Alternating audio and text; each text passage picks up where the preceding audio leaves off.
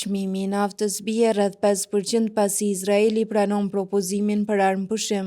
Çmimet e naftës arritën nivelin më të ulët në 2 javët e fundit të martën pasi Izraeli pranoi propozimin e presidentit të SBA-s, Donald Trump, për armëpushim me Iranin.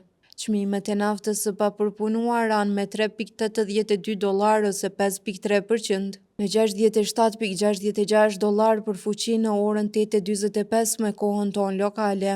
Nafta e papërpunuar ra me $3.75 ose 5.5%, në $64.76 për fuqi.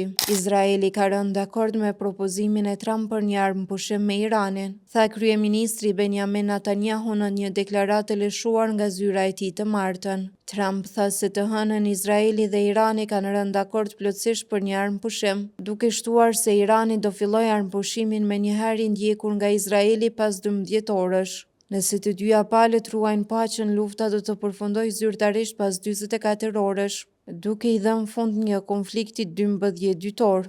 Irani është prodhuesi i tretë më i madh i naftës bruto në OPEC dhe armëpushimi do t'i mundsonte atij të eksportonte më shumë naftë dhe të parandalonte ndërprerjet e furnizimit, një faktor i rëndësishëm në rritjen e çmimeve të naftës në ditët e fundit.